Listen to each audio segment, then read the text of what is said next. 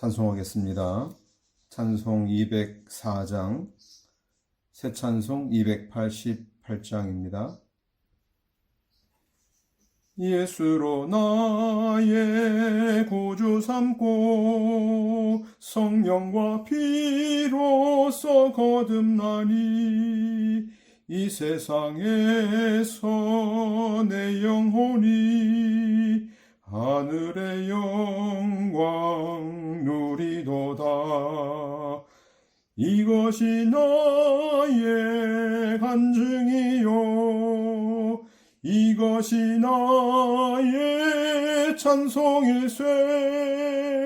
나 사는 동안 끊임없이 구주를 찬송하리로다. 온전히 주께 맡긴 내 영 사랑의 음성을 듣는 중에 천사들 왕래하는 것과 하늘의 영광 보리로다. 이것이 나의 간증이요 이것이 나의 찬송일세. 나 사는 동안 끊임없이 구주를 찬송하리로다. 주 안에 기쁨 누림으로 마음의 풍랑이 잔잔하니 세상과 나는 간 곳 없고 구속한 주만 보이도다. 이것이 나의 간증이요 이것이 나의 찬송일세.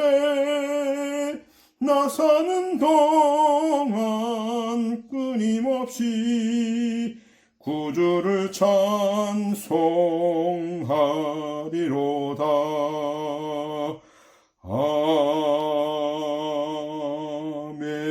아멘.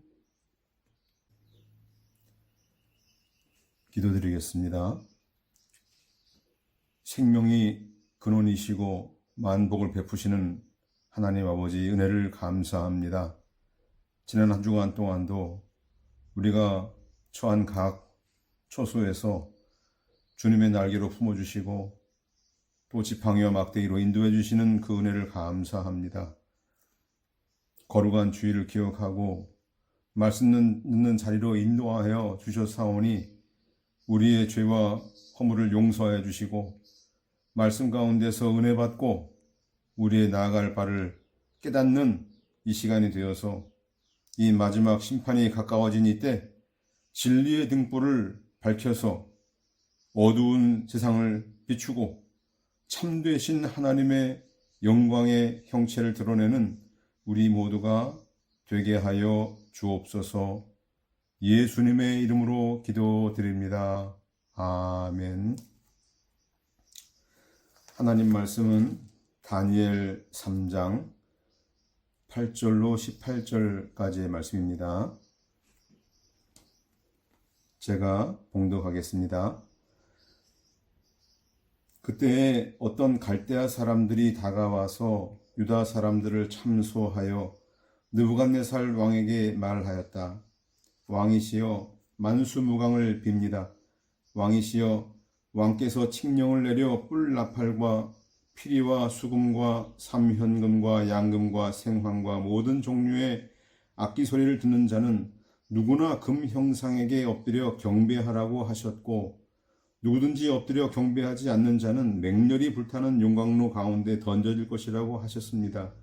그런데 왕이시여 유다 사람 사드락과 메삭과 아베드고는 왕께서 바빌로니아 지방의 일들을 관할하도록 임명하신 자들인데 이 사람들이 왕을 존중하지 않으며 왕의 신들을 섬기지도 않고 왕께서 세운 그 금 형상에게 경배하지도 않습니다.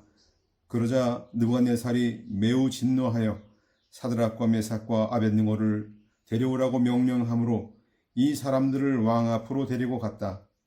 느부갓네살이 그들에게 말했다. 사드락, 메삭, 아벳느고야, 너희가 나의 신들을 섬기지도 않고 내가 세운 그 금 형상을 경배하지도 않는다고 하는 것이 사실이냐?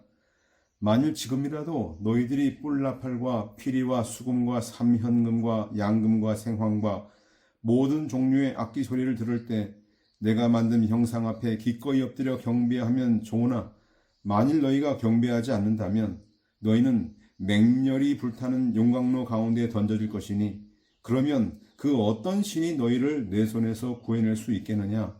사드락과 메삭과 아벳느고가 왕에게 대답하여 말하였다.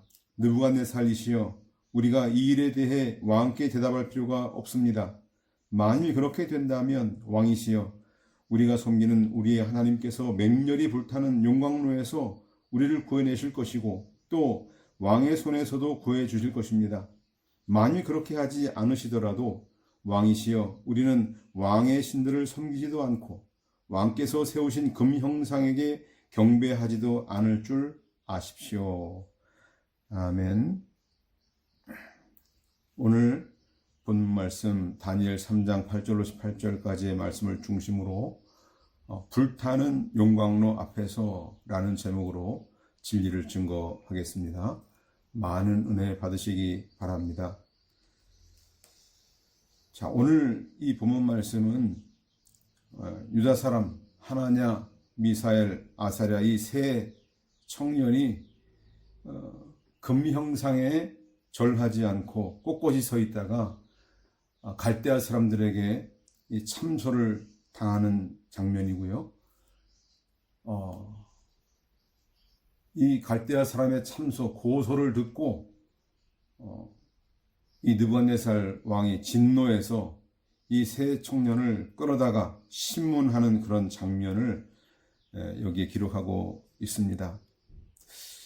오늘 본문 말씀은 참으로 이 세상이 우리에게 신앙을 양보하도록, 타협하도록, 굴복하도록 요구할 때 이 믿음의 길을 가려고 할 때 어떤 그런 일들이 일어날지 이러한 것들을 우리에게 알려주고 있는데요. 이 세상 권세자들은 오늘날에도 믿음의 길을 가는 성도들에게 금 형상에게 절하라. 다시 말하면 창조주 하나님의 그 뜻, 그 신앙을 거부하고 사탄이 추구하는 세상 원리를 따라 살아라. 이렇게 강요하고 압박을 합니다. 만약 그 말대로 하면 이 혹독한 용광로를 면제해주고 육신의 생명도 살려주고 많은 혜택을 보게 해주겠다 이렇게 미혹을 합니다. 자, 세상법과 하나님의 법이 충돌할 때 우리는 어떤 태도를 취하고 또 누구를 의지해야 할지 또 세상 권력자의 그 위협과 박해를 받을 때 세상과 타협하지 않고 믿음을 지키는 사람이 또 하나님의 얼마나 큰 사랑을 받는지 우리의 그 믿음을 점검하고 바르게 세우는 그런 시간이 되기를 바랍니다. 자, 여기에 하나냐, 미사엘, 아사랴 이 세 청년은 바로 오실 메시아를 바라보고 그 하나님의 나라를 향해 달려가는 믿음의 길을 가는 그런 성도들의 대표이죠. 오늘 본문 보니까 바른 믿음을 지키려고 하니까 어떤 일이 벌어졌습니까? 세상 사람들에게 참소를 받게 되었죠. 8절 보겠습니다. 그때 어떤 갈대아 사람들이 다가와서 유다 사람들을 참소하여 느부갓네살 왕에게 말하였다. 왕이시여 만수무강을 빕니다. 왕이시여 왕께서 칙령을 내려 뿔나팔과 피리와 수금과 사면금과 양금과 생황과 모든 종류의 악기 소리를 듣는 자는 누구나 금 형상에게 엎드려 경배하라고 하셨고 누구든지 엎드려 경배하지 않는 자는 맹렬히 불타는 용광로 가운데 던질 것이라고 하셨습니다. 그런데 왕이시여 유다 사람 사드락과 메삭과 아벳느고는 왕께서 바벨로니아 지방의 일들을 관할하도록 임명하신 자들인데 이 사람들이 왕을 존중하지 않으며 왕의 신들을 섬기지도 않고 왕께서 세운 그 금형상에게 경배하지도 않습니다. 자, 금형상 제막식에 참가했던 사람 중에 갈대아 사람들이 이 하나냐, 미사엘, 아사랴가 금형상에게 절하지 않고 꼿꼿이 서 있는 것을 발견하고 왕에게 고발했습니다. 자, 고소 내용이 무엇입니까? 느부갓네살 왕이 세운 형상에게 절하지 않았다 하는 것이죠. 자, 누구든지 지휘 고하를 막론하고 절하지 않는 자는 용광로에 던져질 것인데 이 세 사람이 절하지 않았습니다.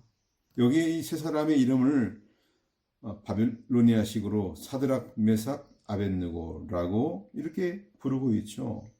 이 말은 왕에게 은총을 입어서 지방 관리가 되게 해줬으니까 마땅히 왕에게 충성스럽게 협력하고 왕을 지지하고 이렇게 왕의 명령을 철저히 복종해야 될 위치에 있는 사람임에도 불구하고 그렇게 하지 않았다. 왕을 신격화하는 일, 왕을 숭배하는 일, 바벨로니아 모든 사람들이 다 거기에 동조하고 협력하는데 왕의 특별한 총애를 입은 이 세 청년, 이 사람, 이 유다 사람이라고 했잖아요. 유다 사람. 유다 사람이라고 한 거 보면은 굉장한 그런 혐오감, 어떤 적대감을 가지고 있었다고 볼 수가 있어요. 이 세 청년은 왕을 특별히 더 잘 섬기고 또 존중하고 숭배해야 할 위치에 있는 사람인데 그렇게 하지 않았다. 다른 사람들은 다 거기에 명령에 복종해서 절했는데 요 세 청년, 요 유다에서 온 요 세 청년만 충성하지 않았다라고 고발한 것이죠. 그러니까 이 세 사람은 감히 바빌로니아 사람이라고 인정할 수 없는 사람이다. 느부갓네살 왕의 그 녹을 먹는 그런 사람들이 아니다. 은혜를 입은 사람이 아니다. 은혜를 원수로 갚는 사람이다. 이렇게 고발하고 있는 것이죠. 이 하나님을 경외하는 욥을 참소했던 사탄, 바로 그 사탄이 이 갈대아 사람들을 격동시켜서 마음에 미움을 불러 일으키고 혐오감을 격동하게 해서 이렇게 왕 앞에 참소하게 한 것이죠. 이 참소한다는 말은 씹어서 조각조각 내어서 삼킨다는 뜻이에요. 자, 이 갈대아 사람들이 이 세 청년이 얼마나 탁월한 재능을 갖고 있었는가, 그 지식과 지혜가 얼마나 특별한가 하는 것들을 너무나 잘 알고 있었기 때문에 마음에 시기 질투심이 있었던 것이죠. 사탄은 그것을 노렸던 것이에요. 이렇게 시기심과 질투심을 일으켜 세웠지만 사실은 이 사탄이 격동한 것이죠. 그것을. 자, 계시록 12장 9절로 10절에 보니까 이 사탄은 막 이런 일을 했던 자예요. 큰 용 옛뱀 곧 마귀라고도 하고 사탄이라고도 하며 온 세상을 미혹하게 하는 자가 쫓겨나고 그의 사자들도 그와 함께 쫓겨났다. 하나님 나라와 또 그분의 그리스도의 권세가 이루어졌으니 이는 우리가 형제들을 참소하던 자 곧 우리 하나님 앞에서 밤낮으로 그들을 참소하던 자가 쫓겨났기 때문이다. 자, 이렇게 온 세상을 미혹하는 사람인데 어떤 방법으로 하느냐? 그들을 참소하던 자들이다. 형제들을 참소하던 자들이다. 이 성도들로 하여금 하나님을 대적하게 하고 그 믿는 형제들끼리 이간질시키고 목사와 성도와 성도 간의 사이를 이간질해서 서로 미워하게 하고 낙심하게 하고 믿는 일 하지 못하게 방해하는 일, 이게 바로 사탄이 하는 일이다 이 말입니다. 자, 예수님이 이 말세의 시대를 사는 우리 모든 성도들에게 미움받을 거라고 했죠. 마태복음 24장 9절 말씀. 그때 사람들이 너희를 환난에 넘겨주고 너희를 죽일 것이다. 또한 너희가 내 이름 때문에 모든 민족에게 미움을 받을 것이다. 그때 많은 이들이 걸려 넘어질 것이며 서로 넘겨주고 서로 미워할 것이다. 여기 환난, 이건 짓누른다, 억압한다 이런 뜻인데요. 이 환난은 죽음에 이르는 환난입니다. 잠깐 어려움이 있다 없어지는 게 아니라 죽음에 이르는 환난이에요. 우리를 죽이는 환난이다 이거죠. 초대교회 시대에도 야고보 사도가 헤롯 왕에게 칼로 목을 베어 순교했습니다. 수많은 기독교인들이 로마 황제 그 약 250여 년간의 이 기간에 걸쳐서 대대적으로 박해를 받았습니다. 불로 태워 죽이기도 하고 사자의 먹잇감으로 던져지기도 했습니다. 그러니까 끝까지 믿음을 지킨다는 것은 정말 어려운 일이죠. 사람에게 미움받는다는 거 참 견디기 어려운 일 아닙니까? 그것도 가까운 사람들에게. 박해받고 미움받는 것이 좋습니까?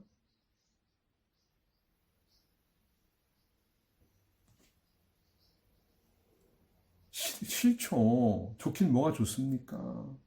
억울하게 누명 쓰고 고발당하고 인격 모독을 받고 짓밟히는데, 그런데 놀랍게 예수님은 이렇게 박해받는 게 복되다 이렇게 말씀하셨어요. 마태복음 5장 11절 12절. 나 때문에 사람들이 너희를 모욕하고 박해하며 거짓으로 너희를 대항하여 온갖 악담을 할 때 너희는 복되니 기뻐하고 즐거워하여라. 하늘에서 너희 상이 크기 때문이다. 너희보다 먼저 있던 선지자들을 이와 같이 박해했었다. 이렇게 예수님이 가신 그 길, 고난의 길, 의의 길을 따라가려고 하면 조롱거리가 되고 비난받고 인격의 모독을 받고 괴롭힘 당하고 거짓으로 고발당하고 억울한 누명을 쓸 건데, 예수님 때문에 이런 일 당하는 사람은 매우 복받은 사람이다. 여러분 이것을 믿으십니까? 이게 말처럼 쉬운 일일까요? 예수 믿는 거 참 좋아요. 그런데 미움받는 건 싫잖아요. 우리는 복받은 사람인 것을 여러분 믿고 그 말씀을 아멘으로 받아들이시기 바라요. 세계 모든 민족이 미워하는 거 그럴 수 있어요. 그런데 견디기 어려운 것은 가장 가까운 사람들이 배신할 때, 나를 감옥에 넘겨줄 때, 또 사형에 넘겨줄 때, 이럴 때 얼마나 마음이 상하겠습니까? 누가복음 21장 19절. 그러나 부모와 형제들과 친척들과 친구들이 너희를 넘겨줄 것이며 그들이 너희 중 몇몇을 죽일 것이다. 또 너희는 내 이름 때문에 모든 이들에게 미움을 받을 것이다. 그러나 너희 머리카락 하나도 상하지 않을 것이니 너희의 인내로 너희 생명을 얻어라.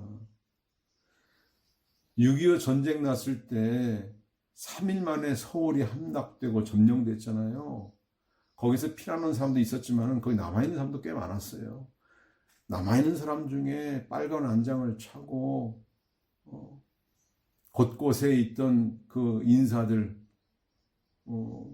교육가들, 또 공무원들, 특히 목사님들 잡아서 고발하고 처형하는 일에 동네 사람들이 했단 말이죠. 그게 우리 역사입니다.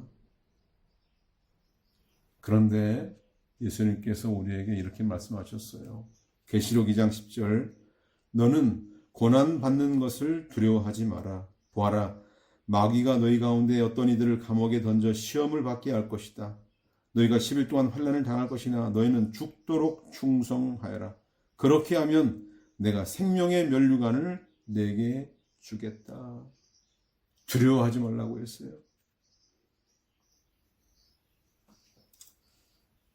우리 중에 어떤 사람들은 감옥에 던져서 시험받게 할 것이다. 정말 하나님 살아계신 걸까? 왜 나에게 이런 고통을 갖다 주는 걸까? 왜 이렇게 우리나라를 힘들게 하는 거지? 그런데 그 환난은 10일 동안의 환난이다. 한계가 있다. 정해진 기간이다. 영원하지 않다. 이것을 우리에게 일깨워 주셨습니다. 우리는 맡은 바 사명에 충성하는데요. 죽도록 충성하라. 남들이 하고 싶어 하지 않는 일들, 가장 밑바닥에서 한 일들, 거기에 충성하라는 말이에요. 예수님은 종살이 하셨잖아요. 종이 되고 종을 넘어서 죄인이 되셨잖아요. 죄가 없으신 분인데도 불구하고 그렇게 할 때 생명의 면류관을 주겠다. 이런 약속의 말씀을 주셨습니다. 마태복음 10장 22절에는 너희가 내 이름 때문에 모든 이들에게 미움을 받겠으나 끝까지 견디는 그 사람은 구원을 받을 것이다. 끝까지 참고 인내하는 사람, 그 사람이 가장 복된 사람일 것이다. 이것이 예수님이 우리에게 주신 약속의 말씀입니다. 자, 13절에 보니까요, 어떤 일이 벌어졌습니까? 그러자 느부갓네살이 매우 진노하여 사드락과 메삭과 아벳느고를 데려오라고 명령함으로 이 사람들을 왕 앞으로 데리고 갔다. 느부갓네살이 그들에게 말했다. 사드락, 메삭, 아벳느고야, 너희가 나의 신들을 섬기지도 않고 내가 세운 그 금 형상을 경배하지도 않는다고 하는 것이 사실이냐? 만일 지금이라도 너희들이 뿔나팔과 피리와 수금과 사면금과 양금과 생황과 모든 종류의 악기 소리를 들을 때 내가 만든 형상 앞에 기꺼이 엎드려 경배하면 좋으나 만일 너희가 경배하지 않는다면 너희는 맹렬히 불타는 용광로 가운데 던져질 것이니 그러면 그 어떤 신이 너희를 내 손에서 구해낼 수 있겠느냐. 왕은 경로했습니다. 공포 분위기를 조성해요. 한편으로는 부드러운 말로 회유하고요. 또 한편으로는 강압적인 분위기를 연출해서 굴복시키려고 합니다. 이 신앙의 길을 갈 때 우리에게 항상 이렇게 강하게 하지는 않아요. 이 사탄 마귀는 우리를 너무도 잘 알기 때문에 부드러운 분위기를 연출하고 타협하도록 유도합니다. 자, 갈대아 사람들의 이 고소, 느부갓네살 왕이 세상의 유일한 주권자다 이렇게 투켜 세우죠. 왕의 명령에 온 우주 만물도 무릎 꿇는 것이 당연하다 이렇게 생각하게끔 하는 그런 고소의 말을 여기에 했었잖아요. 그러면서 이 느부갓네살이 그렇게 말을 하죠. 사드락, 메삭, 아벳느고야, 이 세 이름에 바빌로니아식으로 부르는 이유, 너희는 내가 얼마나 총애하는지 알지. 내가 특별히 하사한 이름이잖아. 너희는 그러면 안 되지. 참 실망이다. 이렇게 인간적인 그런 회유하는 그런 발언을 하고 있는 것이죠. 자, 여기에 느부갓네살 왕 말이죠. 지난번에 꿈을 꾸고 해석을 듣고 나서 어떤 고백을 했습니까? 2장 47절에 보니까 왕이 다니엘에게 대답해 말하기를 내가 이 은밀한 것을 드러낼 수 있는 것을 보니 너희 하나님께서는 신들 중에 신이고 왕들 중에 주이시며 은밀한 것들을 드러내시는 분이심이 분명하다라고 하였다. 이렇게 고백을 했지 않습니까? 그런데 그 고백들 다 잊어버렸어요. 그 당시에는 감정에 북받쳐서 고백을 했는지 모르겠어요. 감정에서 나온 신앙은 오래가지 않습니다. 마치 그 예수님이 마음밭 4가지 밭을 설명할 때 길가밭에 떨어진 씨앗처럼 심겨지지도 않고 뿌리를 내리지도 않고 새가 와서 다 쪼아 먹어버렸죠. 말씀이 뿌리를 내지 않으니까 이런 일이 벌어지는 거예요. 자기에게 얼마나 큰 유익을 주었습니까? 이 세 청년이 꿈을 해석하기 위해서, 다니엘을 위해서 얼마나 많은 기도를 했습니까?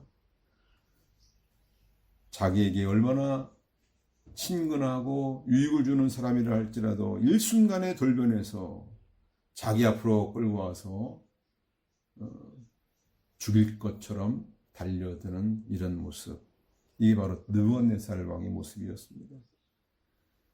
그러니까 오늘날에도요, 어린 양 예수님의 보혈의 피를 믿고 그 은혜에 힘입어서 예수님의 십자가에 우리의 감정과 욕심을 다 못 박아 죽이고 부활의 능력을 힘입고 영적 전투하는 성도들, 이 성도들에게는 사탄의 정으로부터 지속적인 참소를 당한다.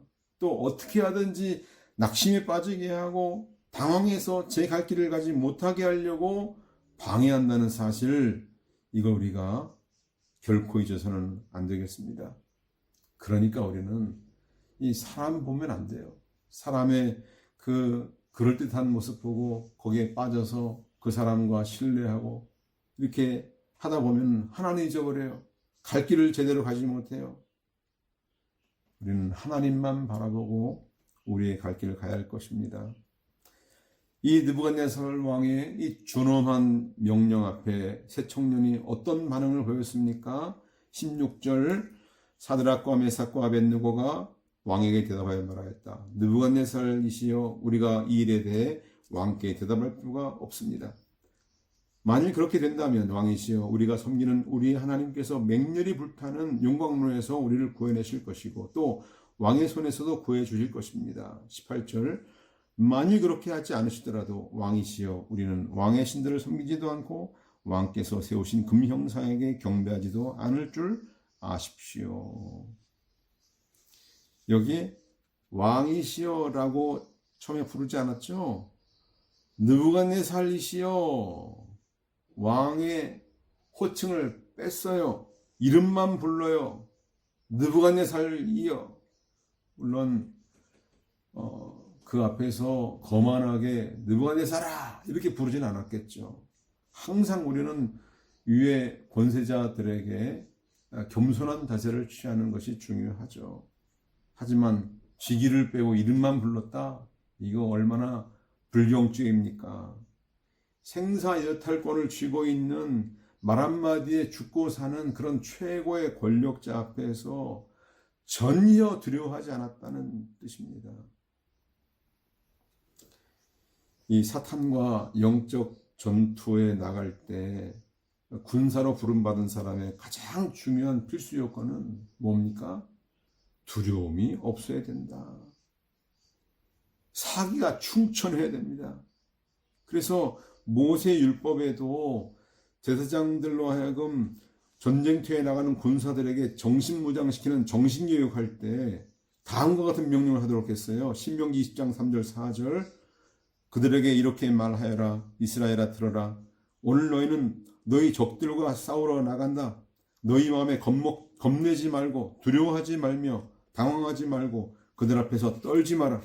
여호와 내 하나님께서 너희와 함께 하시며 너희를 위하여 너희 대적과 싸우고 너희를 구원하시기 때문이다 하고, 이 말씀 때문에 사실 이 사사기에 나오는 기드온도 그 미디안과 싸우러 갈 때 두려워 떠는 자 집으로 가라 이랬죠. 두려움이 주는 그 해악, 그 두려움을 갖게 되면은 이 두려움은 전염이 돼요. 동료들에게 전력을 약화시키기 때문에 두려워하는 사람들은 다 빼버리라는 거예요. 이 그리스도의 군사로 나설 때 두렵지 않고 평안 가운데 머물 수 있는 이유, 이거는 우리가 평소에 우리 모든 삶에서 우리 예수님께서 우리와 함께 하시고 우리와 함께 대적과 싸우시고 또 우리를 든든히 붙잡아 주신다는 것을 알기 때문이죠. 평소에 이것이 훈련이 안 되어 있는 사람은 이런 급박한 상황이 왔을 때 당황하지 않겠습니까? 예수 믿기 전에 우리가 사람들의 그 겉모습 보고 두려워하고 마음이 떨렸었어요. 흔들려요. 그런데 예수 믿고 성령께서 우리 심령 가운데 내주하신 이후에는 우리는 참 연약해요. 똑같아요. 강해지지 않은 것 같아요. 그런데도 불구하고 하나님을 굳게 신뢰하고 성령께서 나와 함께 계신다는 걸 알기 때문에 늘 평안한 마음이 우리를 사로잡고 있게 되는 거예요. 그래서 찬송가 475장 잘 부르는 찬송이죠. 이 세상은 늘 요란하나 내 마음은 늘 편하다. 구주의 뜻 준행하니 참 기쁜 복 내 것일세. 이 찬송가 466장도 너무나 좋아하는 찬송이에요. 이걸 좋아하는 분들은 다 그리스도 안에 있는 분들인 걸 알 수 있어요. 나 어느 곳에 있든지 늘 마음이 편하다. 주 예수 주신 평안함 늘 충만하도다. 나의 마음속이 늘 평안해. 나의 마음속이 늘 평안해. 악한 죄 파도가 많으나 마음이 늘 평안해. 우리가 사는 세상은 이 죄악이 얼마나 흉포합니까? 높이 뛰노는 물결 파도처럼 우리를 덮치려고 하죠. 그 가운데서도 마음이 평안한 사람. 왜? 하나님께서 우리에게 확실한 승리를 보장해 주셨기 때문이죠.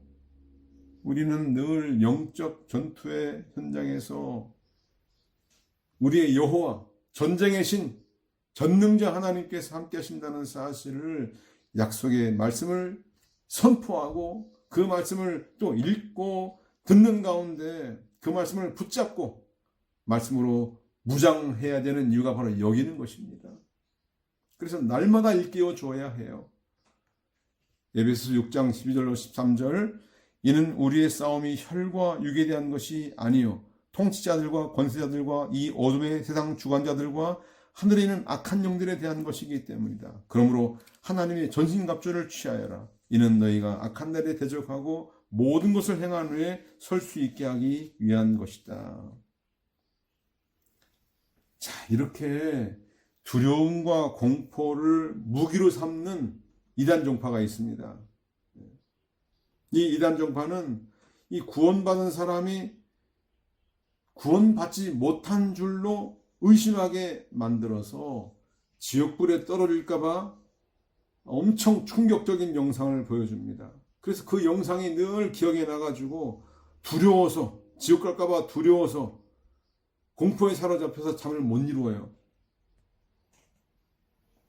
이 구원받은 사람도 다시 타락할 수 있다. 지옥에 떨어질 수 있다. 이렇게 윽박질러요. 그리고 구원받은 이후에 한 번이라도 죄 지은 거 회개하면은 구원 못 받았다. 이렇게 따집니다. 우리 교회에서도 왔었죠. 그분 왔었어요. 와서 구원파 비슷한 이야기를 하니까 구원 받았다가 하나님의 구원 포기할 수 있다. 저랑 다툼하다가 말씀을 들이대니까 아무 말도 못하고 가시더라고요.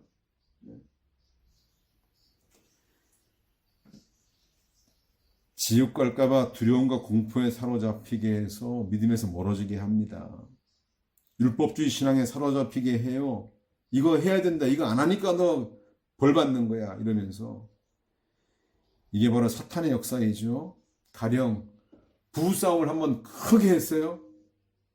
그러면 지옥 가야 되나요? 이 부부싸움도 하지 말라고 하니까 이를 악물고 싸움을 안 하려고 애를 써요. 천국 가야 되니까. 11조 한번 빼먹으면은 주일 한번 어기고 놀러 가면 지옥 갑니까? 물론 주일에 놀러 가면 안 되죠. 예배에 참석해야 되죠. 11조 하나님의 것을 하나님께 드린다 고백하는 정신, 이거 잊으면 안 되죠. 이거 한번 어긴 거에 대해서 마음에 엄청 불편한 정도가 공포에 사로잡히는, 지옥 갈까봐 두려워서 벌벌 떨게 하는, 이것이 바로 함정입니다. 이 공포심을 조장해서 지옥 갈까봐 두려워서 주일 지키는 건가요? 연보하나요? 그렇지 않지 않습니까? 구원해 주신 은혜가 감사해서 신앙의 도리를 지키는 것뿐입니다. 마땅히 해야 할 도리를 다 하지 못했으면 회개하고 믿음을 바로 세우면 됩니다. 하나님께 죄송한 마음 들지 않습니까? 그러나 지옥 갈까봐 두려워하지는 마십시오. 계시록 21장 8절에 보니까 그러나 두려워하는 자들과 믿지 않는 자들과 혐오스러운 자들과 살인자들과 음행하는 자들과 점술하는 자들과 우상숭배자들과 모든 거짓말쟁이들이 받을 것은 불과 유황이 타는 못안에 들어가는 것이다. 이것이 둘째 사망이다. 두려워하는 사람이나 거짓말하는 사람이나 음행하는 사람이나 살인자들이나 우상숭배자들이나 똑같은 죄다. 그러니까 두려워하는 사람들은 천국 갈 수 없어요. 전에 공포심을 조장하는 목사님 설교를 들은 적이 있는데요. 설교 중에 이렇게 얘기를 하더라고요. 감히 집사가 목사의 말을 무시하고 나를 능멸해? 이 천벌받을 놈들. 이렇게 이야기를 듣고 나니까 얼마나 막 가슴이 떨리던지. 주의 종 모세를 대적했던 고라자선은 하나님이 심판하셨습니다. 우리는 이 사람들 앞에서 율법적, 권위주의적 이런 태도를 가져서는 안 되는 것이죠. 공포 분위기를 조장하는 그런 목회자 경계하십시오. 두려워하는 자들은 둘째 사망에 처하게 한다고 그랬어요. 자, 17절에 보니까 이 믿음의 새 청년이 어떤 발언을 합니까? 16절 사드락과 메삭과 아벳느고가 왕에게 대답하여 말하였다. 느부갓네살이시여, 우리가 이 일에 대해 왕께 대답할 필요가 없습니다. 그 이야기는 물어보나 마나합니다. 이거는 직관적으로 판단이 서는 거예요. 이 양심의 문제이기 때문이죠. 성령께서는 항상 양심과 함께 일한다고 그랬어요. 로마서 9장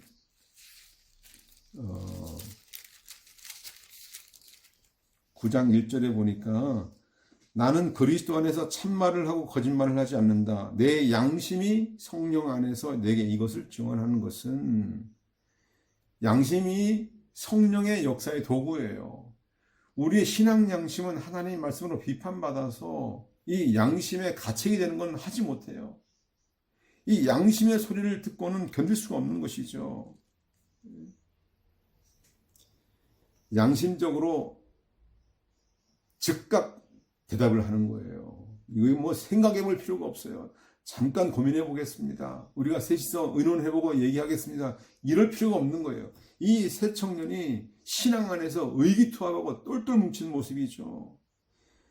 우리가 이 일에 대해 왕께 대답할 필요가 없습니다. 절할까 말까 고민할 필요가 없다 이거예요.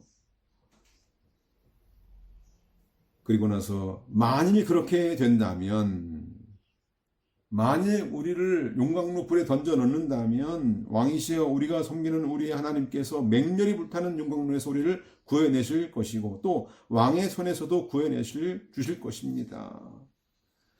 우리 하나님이 맹렬히 불타는 용광로에서도 건져낼 수 있는 그런 능력의 하나님입니다. 우리는 그 하나님을 굳게 믿습니다. 우리는 어떠한 환경과 상황이 닥칠지라도 우리는 하나님을 믿는 이 신앙을 결코 변하지 않을 것입니다. 18절, 만일 그렇게 하지 않으시더라도, 만일 그런 맹렬히 불타는 용광로에서 건져내지 않아서 우리가 거기 다 죽는다, 녹아서 죽는다 할지라도 우리는 왕의 신들을 섬기지도 않고 왕께서 세우신 금형상에게 경배하지도 않을 줄 아십시오. 당당한 태도이죠. 하나님이 우리에게 어떠한 응답을 주시든지 이 일의 결과가 어떻게 될지라도 우리의 신앙에는 변함이 없습니다. 우리의 결단은 그대로입니다. 형장의 이슬로 사라지더라도 나를 사랑하셔서 나를 가장 복되게 하시는 일이 죽는 것이라면 그대로 받아들이겠습니다. 우리는 십자가 형을 앞에 두고 간절히 기도하셨던 예수님을 기억해야 됩니다. 마태복음 26장 39절 42절 말씀하시기를 나의 아버지여 만일 하실 수 있다면 이 잔을 내게서 지나가게 하소서. 그러나 내가 원하는 대로가 아니라 아버지께서 원하시는 대로 하소서. 예수께서 두 번째 다시 나아가서 기도하여 말씀하시기를 나의 아버지시여 만일 내가 마시지 않고는 이 잔이 지나갈 수 없다면 아버지의 뜻이 이루어지소서 하시고, 우리가 늘 기도하죠. 주기도문에 하늘에 계신 우리 아버지여 이름이 거룩히 여김 받으시오며 나라의 임하옵시며 뜻이 하늘에서 이루어진 것 같이 땅에서도 이루어지이다. 그 아버지의 뜻이 내게 이루어지는 거, 마리아가 예수님의 어머니 마리아가 내게 이루어지소서, 그 뜻이 이해할 수 없는 일이지만 그 뜻이 그대로 이루어지길 바랍니다. 아멘 하고 받아들이는 것이죠. 내가 죽는 것이 하나님 뜻이라면 그대로 받아들이겠습니다. 기쁨으로 감당하겠습니다. 이 태도를 가졌던 이 새 청년의 이 믿음, 우리가 깊이 생각해야 되겠습니다. 어떤 사람들은 로마서 13장 말씀을 들어서 나라의 법에, 국법에 복종하는 것이 이게 하나님 뜻이다 라고 문제를 제기할 수도 있어요. 로마서 13장 1절과 2절 각 사람은 위에 있는 권세들에게 복종하여라. 하나님께로부터 오지 않은 권세가 없으니 이미 있는 권세들도 다 하나님께서 정하신 것이다. 그러므로 권세를 거역하는 자는 하나님께서 정하신 것을 거역하는 것이니 거역하는 자들은 스스로 심판을 받게 될 것이다. 자, 우리가 이 말씀을 대할 때 우리가 지켜야 할 최고의 법은 어떤 법이냐? 이 세상법이 아니라 하나님의 법이라는 사실을 절대 잊어서는 안 될 것입니다. 대한민국 국민으로서 이 대한민국 영토 안에서 보호를 받고 있고 거기 혜택을 입고 있지 않습니까? 그럼 그 법을 지켜야죠. 이거는 외국에서 오신 분들도 예외가 아니에요. 지금 우리나라에 중국 사람 많죠? 중국 사람들 정신 차리십시오. 대한민국에서 세금 한 푼도 내지 않고 대한민국의 보호를 받으면서 모든 혜택을 누리고 있는데 대한민국을 욕되게 할 수 있습니까? 그 나라에 갔으면 그 나라의 법을 따르시고 그 나라의 유익을 위해서 사시기 바라요. 우리 국민이 외국에 나갔을 때도 마찬가지입니다. 그 나라의 법을 지켜야죠. 그 나라의 유익을 줘야죠. 그러나 신앙 양심에 어긋나는 법을 강요할 때 우리는 분별력을 발휘해야 할 것입니다. 하나님 나라의 백성으로서 불복종해야 될 것입니다. 이걸 잊지 마십시오. 세상 법과 하나님의 법이 충돌할 때 우리는 당연히 천국 시민으로서 하나님의 법을 선택해야 되는 것입니다. 자, 우리의 이 영적 전투, 우리 싸움의 성패의 관건은 변함없는 신앙입니다. 이 신앙에는요, 중도파란 있을 수가 없어요. 하나님이냐 사탄이냐 둘 중에 하나입니다. 중도는 곧 하나님을 배반하는 그런 길이죠. 자꾸 자기 유익을 따라서 이리저리 왔다 갔다 하는 사람, 지푸라기 신앙에 아무 쓸모가 없습니다. 한 자리에 굳건히 그 자리를 지키는 사람이 복된 사람이에요. 아무리 못나고 어리석어 보이고 미련해 보여도 그 교회에서 그 자리를 지키고 있는 사람, 이 사람이 귀한 사람이에요. 교회가 마음에 안 든다고 또 저 교회로 기웃기웃거리고 또 여기 갔다 저기 갔다 뿌리를 제대로 내리지 못하는 사람, 자기 유익을 얻으려고 자기를 대접해 줄 수 있는 그런 교회를 찾아 헤매는 사람, 혼란과 박해가 닥치면 그 혼란의 바람에 날아갈 사람들입니다. 참으로 어리석은 사람들이죠. 교회도 한 자리에 있어야지 여기로 옮겼다가 저기로 옮겼다가 계속 옮기는 거 좋지 않아요. 특별한 목적이 아닌 한 그 자리를 굳게 지키는 교회. 아, 거기에 십자가 있더라. 그 교회 아직도 거기 있더라. 저는 그 교회가 좋은 교회라 믿습니다. 새 청년은 하나님이 어떤 분인가를 잘 알고 굳게 신뢰했어요. 우리 조상들을 이집트 종살이에서 해방시켰던 그 전능자, 가나안 칠족속을 몰아내고 약속의 땅을 우리에게 주신 분, 그 하나님의 놀라운 능력과 역사가 얼마나 대단하신가. 너무나 잘 알기에 감정에 휘둘리지 않고 타협하지 않고 신앙의 정도를 지킬 수 있었던 것이죠. 요한일서 5장 4절과 5절, 이는 하나님께로부터 난 자마다 세상을 이기기 때문이다. 세상을 이긴 이김은 이것이니 곧 우리의 믿음이다. 예수께서 하나님의 아들이심을 믿는 자가 아니면 누가 세상을 이기는 자이겠느냐. 아무리 강한 사람도요, 죽음 앞에서 두려움과 공포가 몰려옵니다. 그 죽음 앞에 제대로 서 있을 수가 없는 법이에요. 이 교도소 소장으로 유명한 박효진 장로님, 교수형 집행하는 순간을 수없이 목격했다고 합니다.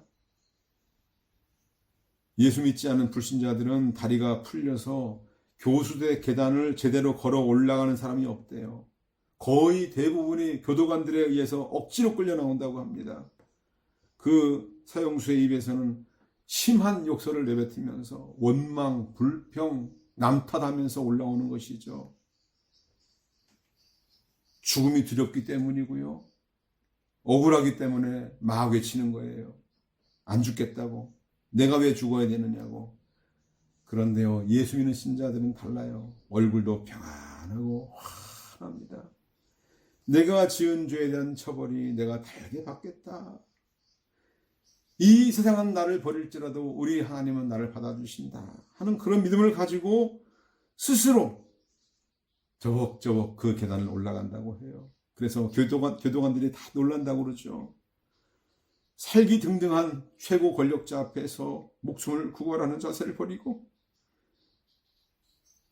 하나님을 믿는 믿음을 양보하지 않고 타협하지 않고 하나님의 절대 주권을 굳게 믿고 신앙의 전쟁터에서 과감하게 전사할 각오를 가지고 우리 앞에 놓여있는 생명길, 좁은 길, 참신앙의 길을 우리 다 같이 우직하게 걸어가기를 간절히 바랍니다. 기도하겠습니다.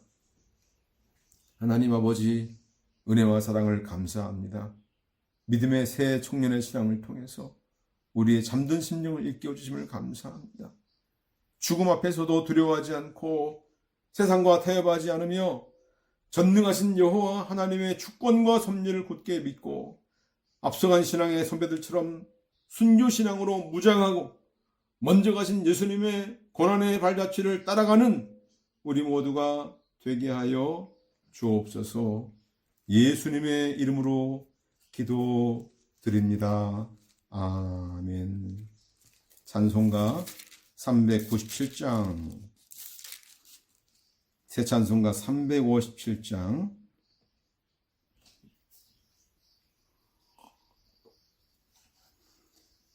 주 믿는 사람 일어나 다 힘을 합하여 이 세상 모든 마귀를 다 쳐서 멸하세.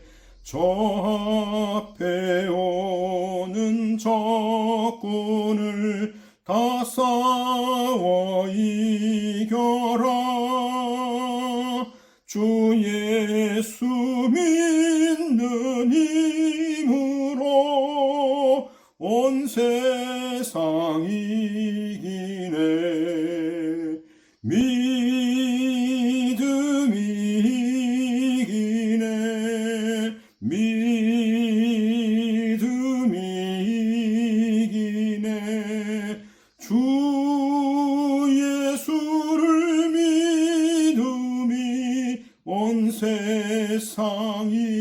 이기네. 온 인류 마귀 괴율로 큰 죄에 빠지니 진리로 띠를 띠고서 늘 기도 드리세. 참 믿고 의지하면서 겁없이 나갈 때 주 예수 믿는 힘으로 온 세상 이기네. 믿음이 이기네. 믿음이 이기네. 주 예수를 믿음이 온 세상 이기네. 끝까지 이긴 사람은 흰 옷을 입히고 또 영생 복을 주시니 참 기쁜 일일세. 이 어두운 세상 지나서 저 천성 가도록 주 예수 믿는 힘으로 온 세상 이기네. 믿음이 이기네. 믿음이 이기네. 주 예수를 믿음이 온 세상 이기네. 축도하겠습니다. 지금은 우리 주 예수 그리스도의 은혜와 하나님의 사랑하심과 성령님의 교통하심이 오늘 주신 생명의 말씀을 가슴 깊이 새기고 순종하는 모든 성도들과 함께 있을지어다. 아멘.